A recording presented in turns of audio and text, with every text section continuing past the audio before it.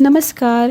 दुर्बीण क्रिएशनला दिलेल्या सकारात्मक प्रतिसादाबद्दल तुमच्या सर्वांचे मनपूर्वक धन्यवाद.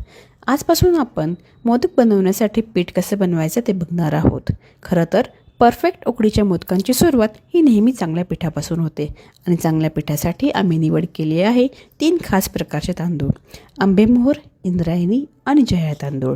आंबेमोहोर तांदूळाचा नैसर्गिक सुगंध आणि चव ही आपल्या मोदकाला पारंपरिक ओळख निर्माण करून देते.